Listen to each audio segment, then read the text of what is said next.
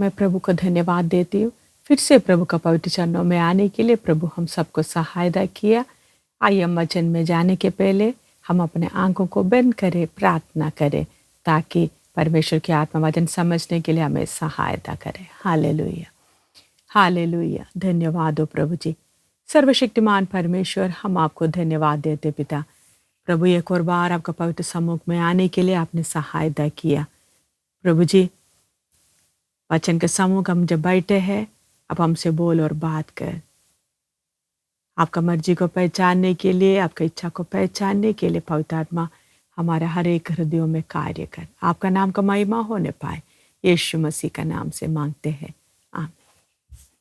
प्रभु को धन्यवाद देते फिर से प्रभु के चरणों में आने के लिए। प्रभु ने सहायता किया। दुनिया भर जब घटनाएं परमेश्वर के आगमन के लिए और नज़दीक होते जा रहा है, हमारे पास तैयारी के लिए भी बहुत कम समय रह गया। दुनिया में आसपास हमारा जीवन में भी परमेश्वर उथल पुथल होने देते ताकि हम प्रभु का और करीब आ सके और प्रभु की जैसे हम बनना है हमारा सोच विचार में, हमारा चाल चलन में, क्योंकि अनंत काल में हमें यीशु की तरह बनना, यीशु की तरह जीना है, बनना है। अनंत काल में हम यीशु की तरह रहना है।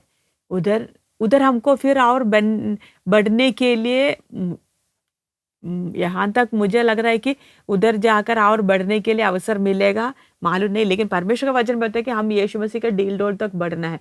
अभी उधर कैसे होगा, क्या होगा, हमें कुछ नहीं मालूम। लेकिन इतना मालूम है कि जब परमेश्वर ने इस पृथ्वी में जब हमें जो जो जगह में परमेश्वर ने हमें रखा है, परमेश्वर हमारे जीवन में अवसर देते हैं, मौका देते। जरूर है हमारे जीवन में समस्याएं, परेशानी, हम सोचते हैं कि जल्दी ना जल्दी ये सब समस्या परेशानी सब खत्म हो जाएंगे तो हम कितने अच्छे हो जाएंगे। कुछ लोग हमें बुलाते हैं प्रार्थना के लिए भी, जब बुलाते वक्त बोलते हैं कि ऐसे परेशान जो घर से अकेले विश्वास में खड़े हैं, उनका जीवन में बहुत परेशानियां होती है।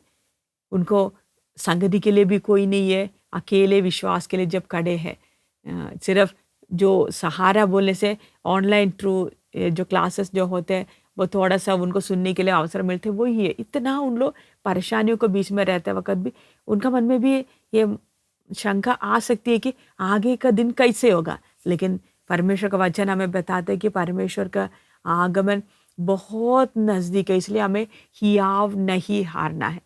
एक एक दिन जो हमारे सामने समस्या बैठते वक्त हमें ये आशा है कि हमें मालूम है हम जल्दी हमारा प्रभु के घर में जाने वाले हैं। हमें मालूम है जल्दी ना जल्दी हम हमारे प्रभु के पास जाएंगे। अब्राहम को मालूम वायदा किया हुआ देश में आने के बाद भी अब्राहम उस देश में कैसा रहा, जरूर है समस्याएं, परेशानी, सब कुछ आए तो भी उनका मन में ये आशा था कि मुझे इस वायदा किए हुए देश से बढ़कर परमेश्वर जो एक नगर तैयार कर रहे, वो नगर में मैं जाने वाला हूँ। उस आस के साथ इधर आराम से रहा। वैसे ही हमारे लिए भी आशा क्या है, हम एक दिन जल्दी ना जल्दी हम इस संसार छोड़ के जाएंगे। फिर हमारा कष्ट मुसीबत सब दूर हो जाएंगे। जब कुछ लोगों को शरीर में बीमारियां है, हमें मालूम है बीमारियों में बहुत दिक्कत हो जाती है, लेकिन हमें एक आशा है कि जल्दी ना जल्दी हमारे ये पिंजरा टूट जाएंगे। हम फिर हमारा आत्मा और प्राण उड़कर हमारे प्रभु के पास जाएंगे। हम गाना भी तो गाते, पंजी के सामान उड़कर जाएंगे हम लोग। वो सब गाना गाते वक्त सिर्फ गाना अकेला नहीं, वो इन दिनों में हमारा आत्मिक जीवन का उन्नति के लिए होना है। हम समस्याओं को ना देखें। समस्या कभी भी खत्म नहीं होगा, कभी नहीं होगा। जब तक हम जिंदा है तब तक एक समस्या के बाद अगला हम उसको देखते रहेंगे तो हमें हार मानना पड़े। लेकिन हमें आशा है हमारा प्रभु जल्दी आने वाला है, हमें लेने के लिए जल्दी आएंगे। हम अपने प्रभु के पास चले जाएंगे। इसलिए वो आशा के साथ जब हम आगे बढ़ते वक्त प्रभु हम हर एक को हिम्मत देगा कि प्रभु का इच्छा के अनुसार तैयार, प्रभु को और प्यार करने के लिए। आइए हम अपने वचन में जाएंगे। हम परमेश्वर का वचन के बारे में हम लोग जो वचन जो तलवार है उसके बारे में हम देख रहे थे, उसके लिए पढ़िएगा एफेसियों की पत्री 6वां अध्याय उसका 17वां आयत। हम लोग वही आयत पढ़ते आ रहे थे, एफेसी 6 का 17। उसमें ऐसे लिखा हुआ है, और उद्धार का टोप और आत्मा की तलवार जो परमेश्वर का वचन है, ले लो। इधर परमेश्वर का आत्मा बताते हैं कि उद्धार का टोप और आत्मा की तलवार जो परमेश्वर का वचन है, ले लो। हमने देखे तलवार, तलवार क्यों परमेश्वर का वचन को तलवार के साथ क्यों तुलना किया गया है? क्योंकि आपको मालूम है पुराना जमाना में भी जो लड़ाई में जब लोग जाते वक्त उस समय गनवन नहीं होता था। मेन जो हथियार जो दुश्मन को सामना करने के लिए होते हैं वो है तलवार। व्यक्तिगत तौर पर जो बड़ा जो तोप वगैरह रहते हैं वो बाद में आया हुआ, वो एक समूह में जाते वक्त उसे लेकिन सामने सामने जब दुश्मन को जब सामना करते वक्त तब तोप नहीं है हमारे पास। अगर हथियार ये तलवार है तो ये तलवार लेकर हम आराम से क्या कर सकते, दुश्मन को सामना कर सकते हैं। और आपको मालूम है यही वचन का तलवार है परमेश्वर का राज्य में लड़ाई का मुख्य हथियार भी। आपको मालूम है यीशु मसीह ने बताया कि मैं अपना कलीसिया बनाऊंगा, अधोलोक के फाटक उस पर प्रबल ना होंगे। यीशु मसीह का जीवता वचन है। और ये जो यीशु मसीह का कलीसिया जो नया वाचा का जो भागी जो है, और ये जो कलीसिया जिसके लिए पूर्व युग से या दुनिया का बुनियाद डालने के पहले से ही परमेश्वर का मन में उठा हुआ वो जो बात, जो भेद की बात के तौर पर गुप्त रहा, वो जो कलीसिया परमेश्वर के लिए कितना कीमती है। और वो कलीसिया का काम में सबसे बड़ा हथियार के तौर पर इस्तेमाल करने वाली चीज क्या है? आत्मा का तलवार है। इधर लिखा हुआ है आत्मा की तलवार, पवित्र आत्मा परमेश्वर जो आज ये कलीसिया बनाने के लिए आज इस संसार में परमेश्वर की आत्मा जो कार्य कर रहा है, उस पवित्र आत्मा का हाथ में जो तलवार, जो यीशु ने बोला कि अधोलोक के फाटक उस पर प्रबल नहीं होंगे। वो अधोलोक के फाटक जब आते वक्त उसको सामना करने के लिए ताकतवर एक ही चीज है, वो है परमेश्वर का वचन। बाकी कोई भी चीज के साथ आप इसका सामना नहीं कर सकते। आपको मालूम है एक मनुष्य का, ये मनुष्य हम तो बोलते हैं ना गुलाम, मनुष्य शैतान का गुलाम बन गया, पाप का गुलाम बन गया। कैसे गुलाम बन गया है? आपको मालूम है एक मनुष्य का ये जो मन है वो मन बहुत ताकतवर है, बहुत ताकतवर है। और मन ऐसा चीज है कि आप मन में कुछ और बात रख के दूसरों के सामने और कुछ बन सकता है। आपको मालूम है यीशु मसीह के सामने भी एक बार लोग आकर बहुत तारीफ करने लगे, तब वचन लिखा हुआ कि यीशु मसीह परमेश्वर जो मनुष्य बनकर उनका बीच में, उन लोग देखा तो ये सिर्फ साधारण एक मनुष्य लगता है, एक कारपेंटर लगता है, लेकिन ये कौन है जो सामने बैठे? वो सर्वशक्तिमान परमेश्वर जो मनों का हर एक विचारों को भी जानने वाला। इसे लिखा है कि उनके मन के बातों को जानने के कारण यीशु क्या नहीं किया, उनकी बातों में नहीं आए। मालूम है ये लोग आज मेरे तारीफ कर रहे, कल का दिन यही लोग मुझे क्रूस पर चढ़ाएंगे। यीशु मसीह उन बातों को अच्छी तरह जानता है, इसलिए आप उसे हमें मालूम चले कितना मनुष्य का जो मन है जिसमें हम कोई भी क्या नहीं कर सकते हैं, अंदर क्या चल रहा है, उसके अंदर क्या क्या बात है। हम किसी का भी, अब कितना अभी परिवार है, पति पत्नी है, हमें मालूम है पति का मन में क्या रहता है, पत्नी का मन में क्या रहता है, बच्चे हैं, माँ बाप है, अभी जुड़वे बच्चे भी होंगे एक दूसरे का, या आपका कोई प्यारा दोस्त भी होंगे, फिर भी आप बोल नहीं सकते कि उनका मन में कब आपके प्रति नफरत आ सकता है। क्योंकि मन ऐसा चीज है, कभी भी शैतान अपना जो चीजें भर के उधर भर के हम दूसरों के इंसानों के खिलाफ, मतलब मनुष्यों के बीच में दीवार बना सकता है, मनुष्य और परमेश्वर के बीच में दीवार बना सकते हैं। शैतान अपना पूरा माल लेकर डंप करने वाला जो चीज, जिधर शैतान को जल्दी सफलता मिलती है वो है मनुष्य का मन। उधर बहुत चीजें छिपा कर रखते हैं, बहुत सारे चीजें छिपा कर रखा हुआ है। कभी कभी गुप्त चीजें हैं जो हम दुनिया में किसी को नहीं, कुछ कभी कभी ऐसे होते हैं जो पाप का चीजें होते हैं, हम दुनिया के सामने तो अच्छा दिखेंगे, लेकिन कुछ ऐसे है कि हमें पाप हमें इतना अच्छा लगेगा, उसका जो मिठास हम लोग रोज थोड़ा थोड़ा चखते रहेंगे और दुनिया को माल नहीं चलेगा। दुनिया के सामने हम बहुत अच्छे प्रार्थना करने वाले रहेंगे और बहुत कुछ दुनिया के सामने एक अच्छा नाटक हम कर सकते हैं, लेकिन मन के अंदर हम और कुछ हो सकते हैं। इसलिए परमेश्वर की आत्मा भी, आपको मैंने पुराना नियम में अपने चुने हुए लोगों को बोला कि तुम लोग खतना करना है, लेकिन बाद में वही खतने किए हुए लोगों को या शरीर में खतने का निशानी लिया हुआ जो अपने आप में घमंड करते, हम परमेश्वर के चुने हुए, उनको परमेश्वर की आत्मा क्या बताए, तुम्हारा मन का खतना नहीं हुआ है। परमेश्वर के साफ साफ बोलते हैं, क्योंकि परमेश्वर चाहते कि मन में जो बातें हैं, हमारा मन परमेश्वर के सम्मुख खुला रहना है, साफ रहना है। आपको मालूम है, इसीलिए हमारा जब उद्धार हुआ है, परमेश्वर का वचन वो सबसे जो बड़ा किला है, जो मनुष्य के अंदर, मनुष्य का जीवन में जो भयंकर जो किला है, जिसको बहुत मनुष्य ने बहुत अच्छी तरीके से सजा के, बहुत तेरे चीजों को गुप्त करके बना कर रखा, उसके अंदर परमेश्वर के वचन जो तलवार अंदर जाकर उधर आर पार छेद करके, उसके अंदर जो शैतान अपना सिंहासन रखे जो कार्य कर रहा था, जो कुकर्म की विचार जो सलाह दे रहे थे उन लोगों को, वो सब बातों को शैतान का हेडक्वार्टर्स था हमारा जीवन में, जो हमारा मन है उधर बैठ के सारा काम करे। इसलिए वचन में भी लिखा है कि हमारा मन में उठने वाला हर एक विचार को हमने अरेस्ट करना है, क्योंकि मन इतना खतरनाक है। बेशक हम विश्वास में आने के बाद के बारे में परमेश्वर का बोलते हैं कि आपका मन में उठने वाला विचारों को जानना। अगर ऐसा है तो विश्वास में आने के पहले जो परमेश्वर का साथ का जो रिश्ता नहीं है, उनका मन में कितना खतरनाक तरीके से शैतान कार्य कर रहे थे, उस जगह में पवित्र परमेश्वर का जो वचन पवित्र आत्मा का शक्ति के द्वारा जाकर उसको साफ करके शैतान का सिंहासन को हमेशा के लिए निकाल दिया।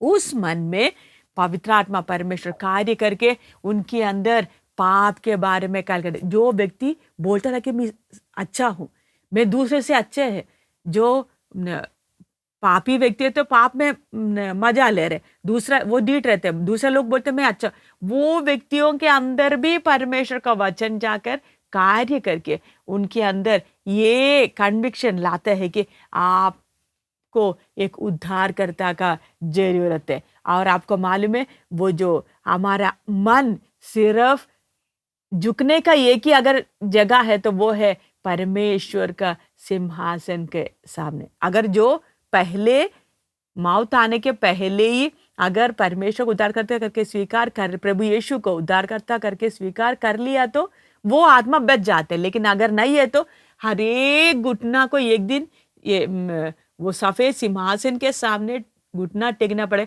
तब भी हम देखते वक्त वही मन के अंदर जो छिपी हुई बात हो, उन लोग बहुत कुछ बातें छिपी हुई है, लेकिन कोई भी परमेश्वर के खिलाफ कुछ नहीं बोल सकते, सबके सब मानेंगे यीशु ही परमेश्वर है।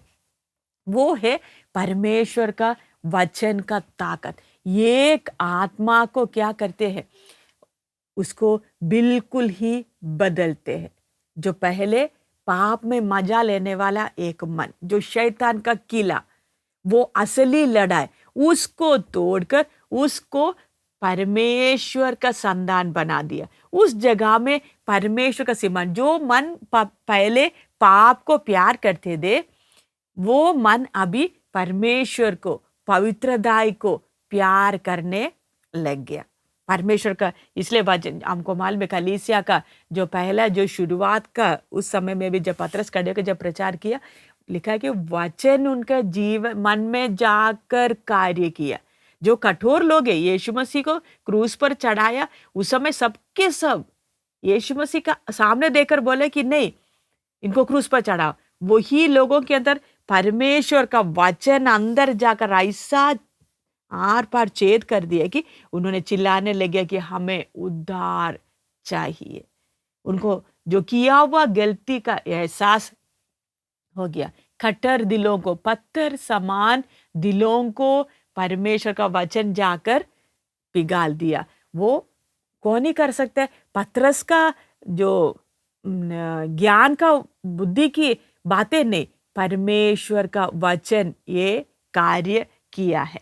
आपको मालूम है इधर जो लिखा हुआ है परमेश्वर का वचन, उसके बारे में, वचन के बारे में बोला हुआ है कि आत्मा की तलवार, या मनुष्य की तलवार नहीं, इधर लिखा हुआ है कि आत्मा की तलवार। ये क्यों मैं इसे लिखा? क्योंकि हमको मालूम है हमारा जो लड़ाई है एक आत्मिक लड़ाई है। आत्मिक लड़ाई मतलब आत्मिक तौर पर, इसलिए वचन में लिखा हमारा लड़ाई शारीरिक नहीं है, हमारा लड़ाई आत्मिक है। आत्मिक जो मंडल में या आत्मिक जो क्षेत्र में रहने वाले जो शक्तियों के साथ हमारा लड़ाई है।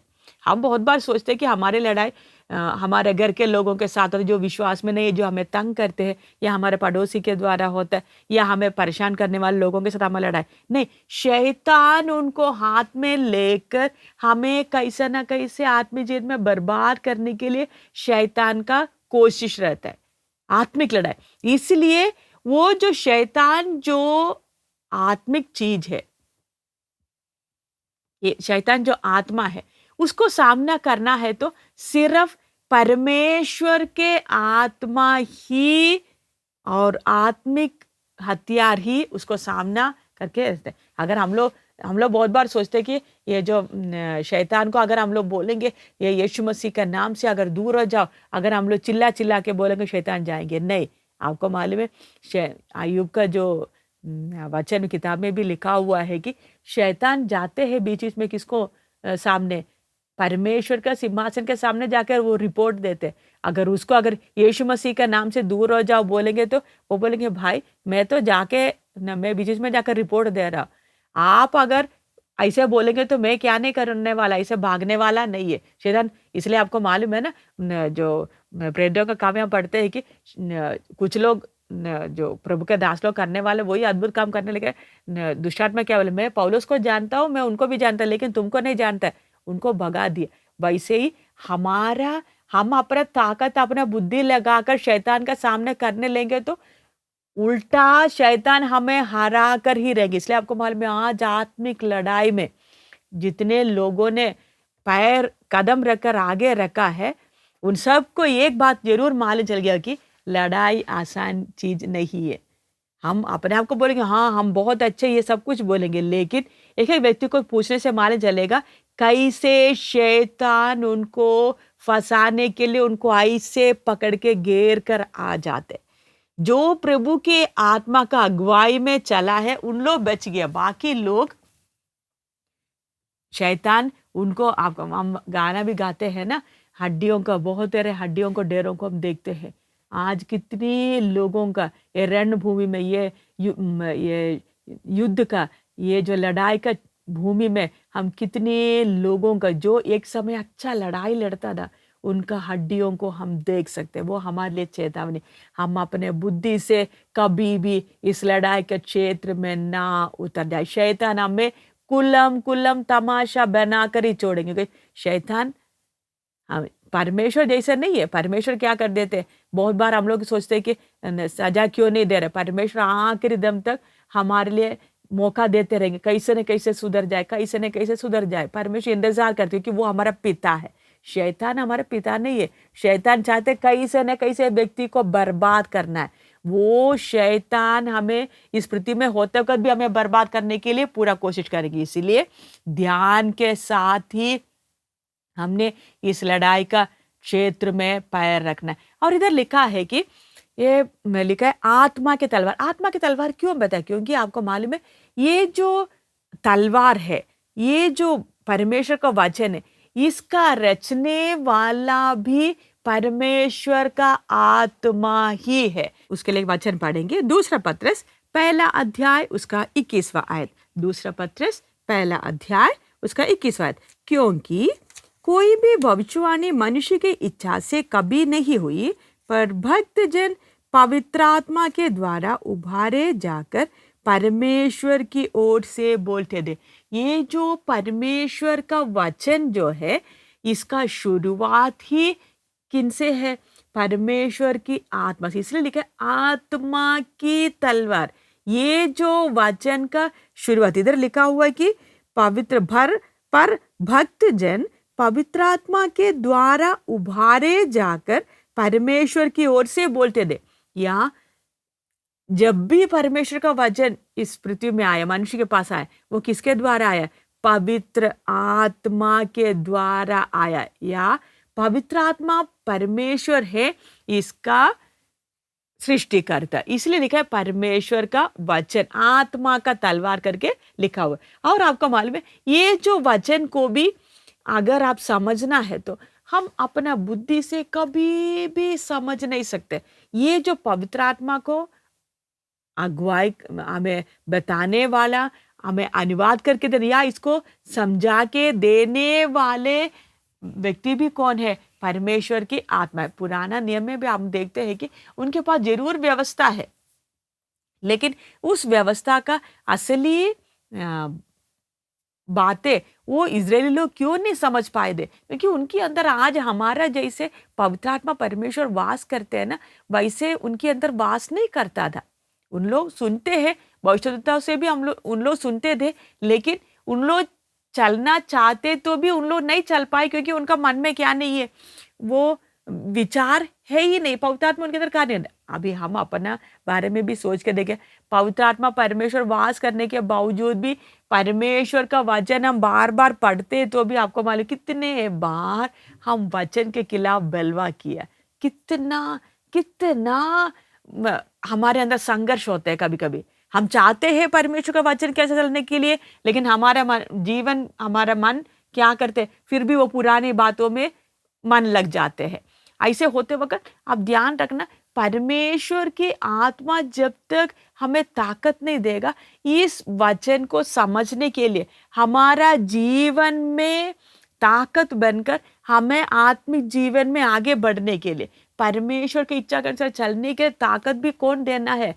परमेश्वर की आत्मा ही देना है। तो ये वचन सिर्फ वचन ही रह जाएगा, कभी भी हमारा जीवन में कार्य नहीं करेगा। आपको मालूम है ये जो परमेश्वर का ये वचन को अगर ताकत को अगर देखना है तो अगर आप पुराना नियम में हमें चाय के तौर पर हम देखते, एदन बगीचा में जरा देखिएगा, जब आदम ने पाप किया, आदम जब पाप किया है, आपको मालूम है परमेश्वर ने आदम को एदन बगीचे में से या एक तरह से पैराडाइज बोलते हैं एदन बगीचा को, उस जगह परमेश्वर का उस अच्छा जगह में जो परमेश्वर का उपस्थिति रहता था, वो जो जगह से उनको अलग, उनको बाहर निकाल दिया। बाहर निकालते वक्त हम देखते उधर परमेश्वर घूमने वाला एक तलवार को खड़ा किया, जो एंट्रेंस में, आपको मालूम होगा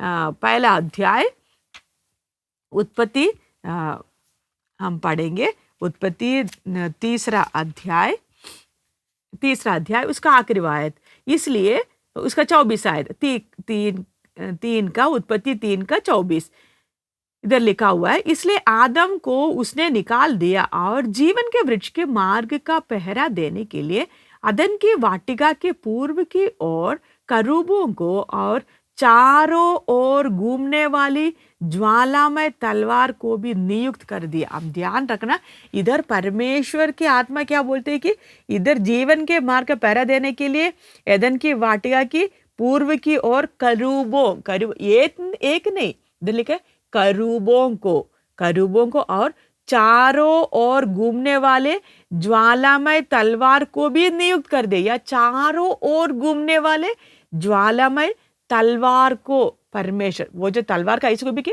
वो चारों ओर, वो तलवार को भी परमेश्वर ने क्या कर दिया? परमेश्वर, पवित्र परमेश्वर का उस जगह और पापी मनुष्य के बीच में वो तलवार आ गया है।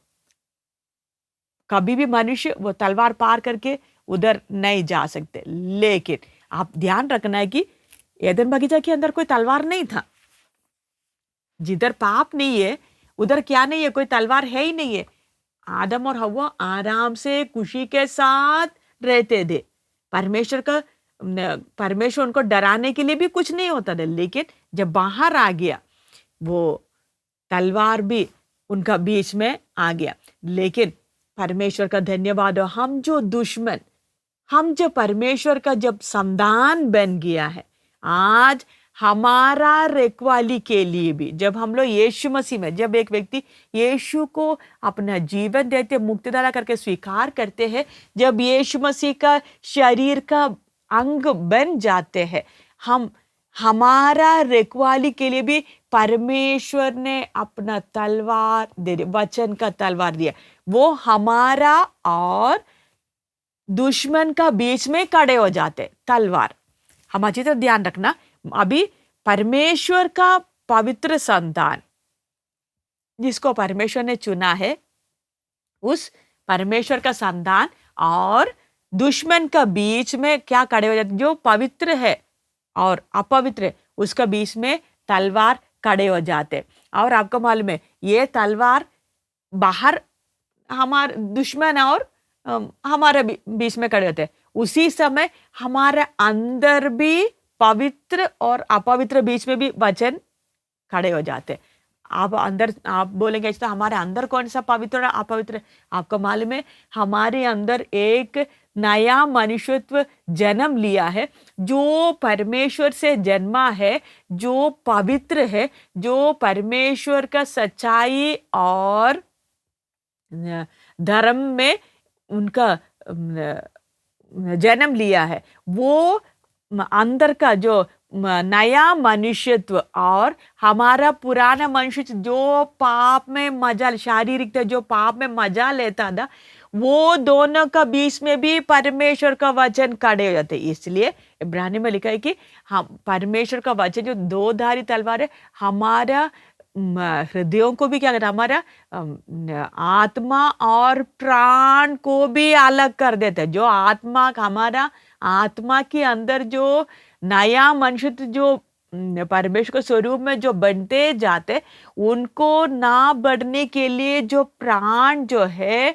जो पुराना पाप का मजा को चका हुआ प्राण जब गड़बड़ी डालने के जब कोशिश करते, जब आते हैं, उसका बीच में कौन खड़े हो जाते?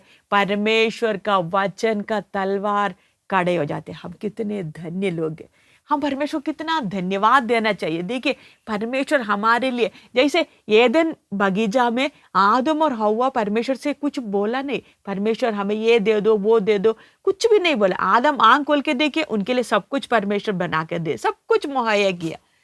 यहां तक हव्वा के लिए भी उसने मांगा नहीं, परमेश्वर ने दे दिया।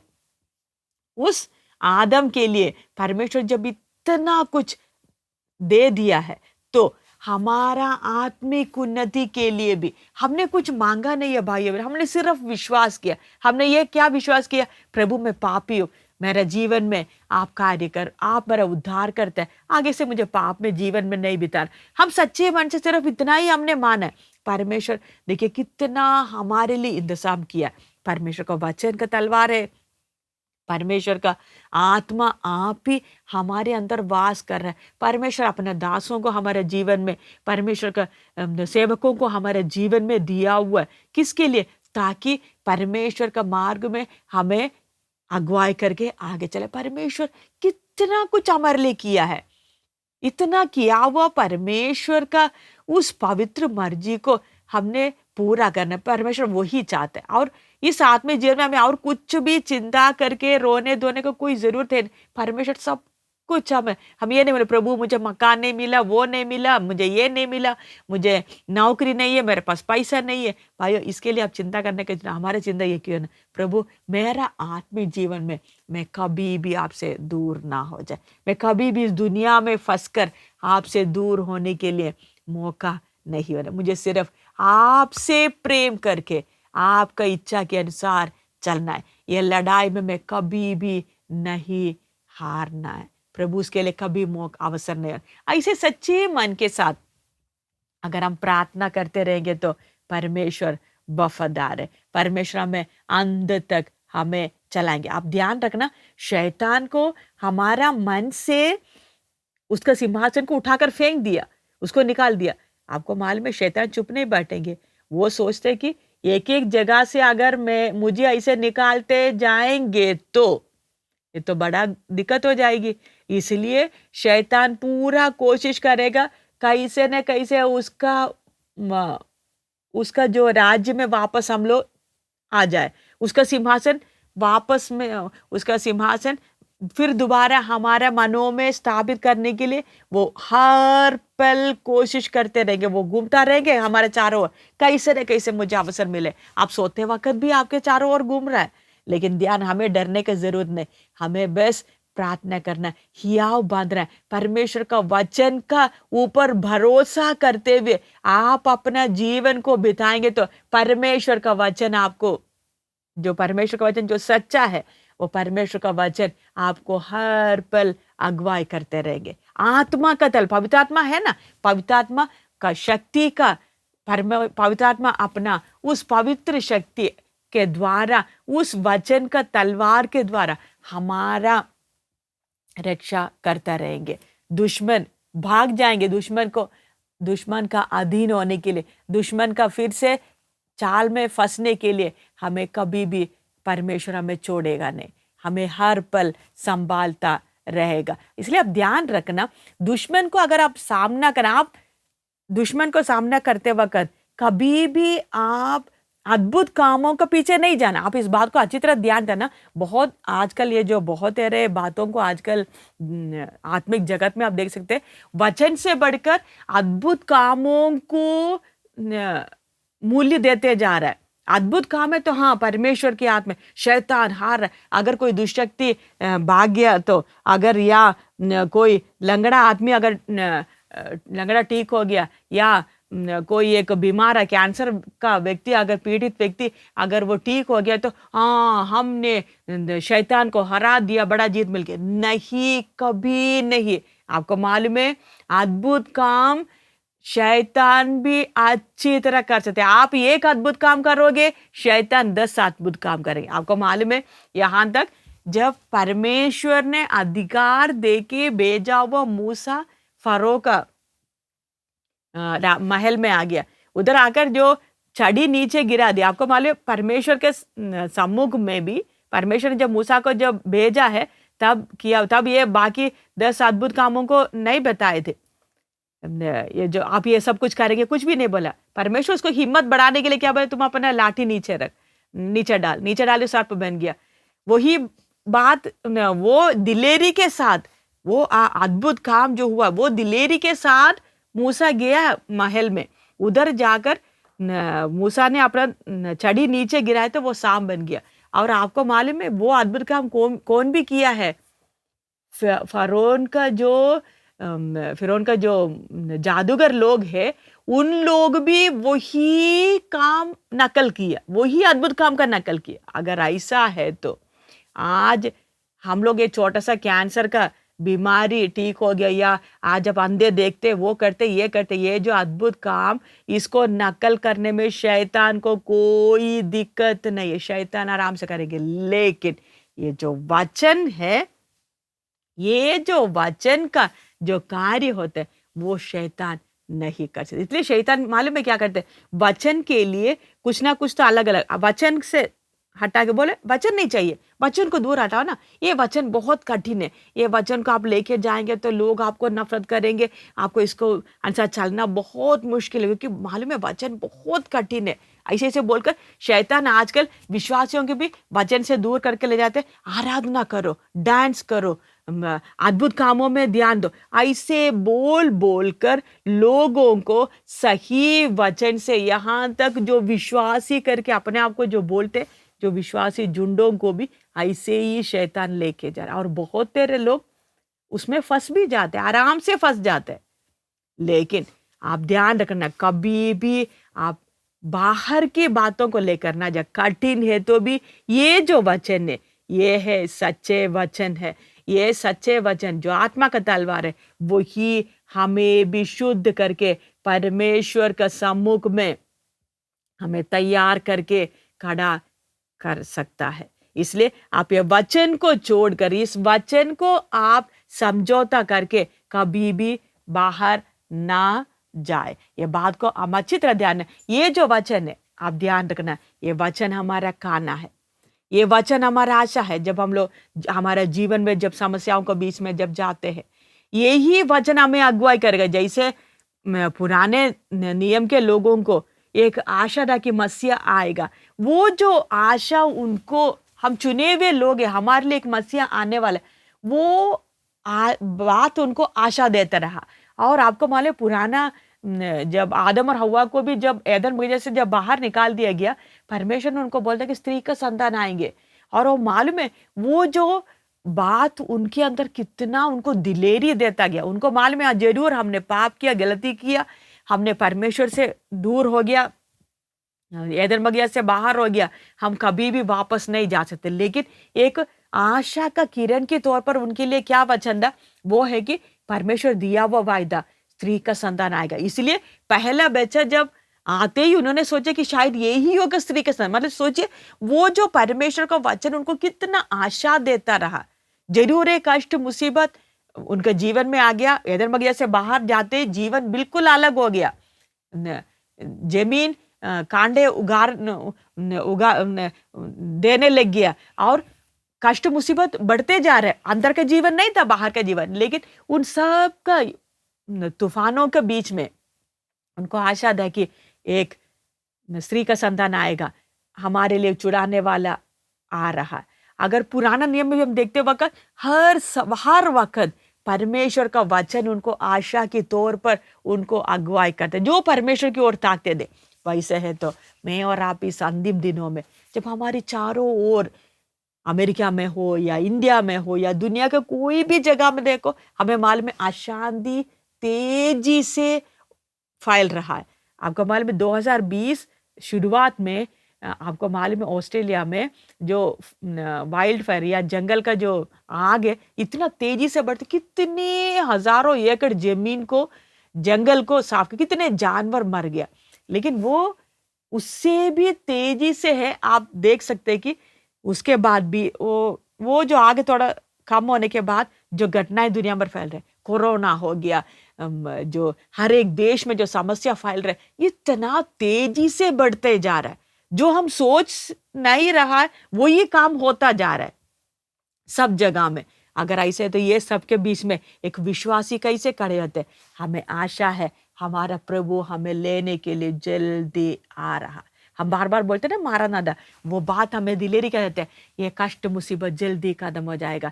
मेरा शरीर में तकलीफ है, बीमारी है, मुझे कोई दिक्कत नहीं, मुझे इससे छुटकारे के लिए मुझे प्रार्थना नहीं करना, मुझे ये कितना कैसे ना कैसे जल्दी मेरा तैयारी पूरा करना है। मेरा प्रभु जल्दी आ रहा है। प्रभु के सम्मुख खड़े होकर वो वफादार दास करके वो आवाज मुझे सुनना है।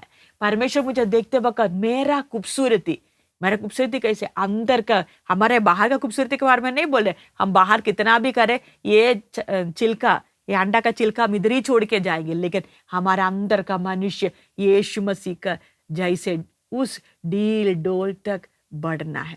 हमारा स्वभाव, हमारा मन के अंदर भी हम किसको हमारे अंदर कार्य करने देना है? परमेश्वर का वचन को, ताकि हमारा मन में भी कोई भी गंदगी ना हो। क्योंकि आपको मालूम है मनों को जांचने वाला परमेश्वर का पवित्र उपस्थिति में मैं और आप जानना है। उस पवित्र उपस्थिति में और आप जाकर रहना है। तो हमारा मन अगर शुद्ध नहीं है, साफ नहीं है, तो फिर हम कभी भी उधर खड़े नहीं हो पाएंगे, हम भाग जाएंगे उधर से। आपको मालूम है अगर ज्यादा झगड़ा करने वाले, झूठ बोलने वाले, ऐसे लोगों की आपको मालूम है इनका मन टेढ़ा मेढ़ा है, उनके साथ संगति रखना ही आप नहीं चाहता। बोले ठीक है भाई, आप अपने जगह में रहो, मैं अपने जगह में रह। अगर ऐसा है तो स्वर्ग में क्या हमारे मन में टेढ़ा मेढ़ा बात रहेगा? तो क्या हम स्वर्ग में उस पवित्र परमेश्वर की उपस्थिति में रह पाएंगे? उधर सब कुछ पवित्र है, स्वर्गदूत भी पवित्र है, उधर परमेश्वर का पवित्र उपस्थिति में रहने वाला सब कुछ पवित्र है। ऐसे तो उधर में रहना, तो मैं और आप भी अंदर से पवित्र होने, ये वचन हमें शुद्ध करना है। उसके लिए हम प्रार्थना करना, ये जो वचन है, ये वचन मेरा आत्मा का खाना है, मुझे बढ़ना है, मेरा यीशु की तरह मुझे बनना है। इस पापमय दुनिया में हम रहते वक्त ध्यान रखे, यही वचन हमें अंत तक संभालेगा। ये वचन को हमेशा हमारा मन में हम जगह देते रहना। हो सकता है हम में से कुछ लोग पढ़े लिखे नहीं है, लेकिन फिर भी ध्यान रखे ये परमेश्वर का वचन लिखा हुआ, पवित्र आत्मा परमेश्वर हमारे अंदर वास करते हैं। इसलिए अगर आप प्रार्थना के साथ अगर इस वचन के ये आयत को भी अगर आप सुना है तो भी अगर आप प्रार्थना करेंगे तो पवित्र आत्मा आपको बार बार वचन याद दिलाएंगे, आपको पवित्र आत्मा बताते जाएंगे, परमेश्वर का वचन याद दिलाते जाएंगे। परमेश्वर वफादार है। आइए हम अपना आंखों को बंद करें, प्रार्थना करें। हालेलुया। परमेश्वर का वचन के लिए हम प्रभु को धन्यवाद दें। Hallelujah, hallelujah. धन्यवाद हो परमेश्वर, हम आपको धन्यवाद देते प्रभु इस बहुमूल्य वचन के लिए, ये वचन का तलवार के लिए। प्रभु हमने आपसे कुछ नहीं मांगा, आपने ही हमारे लिए ये तलवार दिया है, आपने दिया प्रभु। जो एदन बगीचा से हम मनुष्य बाहर आ गए थे, वो घूमने वाला तैयार, हम घूमने वाले जो तलवार प्रभु आपको उपस्थिति से हमें दूर रखा। परमेश्वर आपसे विनती करते वही वचन के तलवार आज हमारे जीवन में भी आपने दिया ताकि हम दुश्मन को दूर रख सके। हालेलुया। दुश्मन का हमारे अंदर जो खुशी और आनंद आपने हमारे जीवन में दिया है, वो खुशी कभी भी शैतान छीन कर ले जाने के लिए मौका ना होने दे। वचन का तलवार हाथ में लिए हुए प्रभु जी, उसको वचन को तलवार को इस्तेमाल करते हुए हमारे जीवन का, आत्मिक जीवन का, आत्मिक व्यक्तित्व का, हमारे भीतरी मनुष्य का रखवाली करने के लिए आप हमारा सहायता करना। आपका हाथों में हम हर एक को सौंप देते। वचन के लिए हम धन्यवाद देते पिता, वचन का चलने के लिए, वचन में रोज बढ़ने के लिए हम हर एक को सहायता कर। प्रार्थना सुन ले, धन्यवाद देते, यीशु मसीह का पवित्र नाम से मांगते हैं, आमीन। प्रभु हम सबको सहायता करे। आप लोग हमारे लिए प्रार्थना करते रहे। ध्यान रखे हमारे प्रभु जल्दी आने वाले। ये परमेश्वर का वचन बताते हैं आसमान टल जाएगी, पृथ्वी टल जाएगी, लेकिन परमेश्वर का वचन कभी पूरा ना हो, कभी नहीं एक बिंदु भी पूरा ना होते हुए कभी नाश नहीं होगा। इसलिए मैं और आप इन दिनों में वचन में भरोसा करते हुए हमारा जीवन का एक एक समस्याओं को हम सामना करें। प्रभु हमें सहायता करेंगे, मंजिल तक पहुंचने के लिए परमेश्वर का आत्मा हमें मदद करेंगे। आप लोग हमारे लिए प्रार्थना करते रहे। प्रभु का मर्जी है तो फिर अगला सप्ताह प्रभु के चरण में हम मिलेंगे। तब तक के लिए सबको मारा नाथ।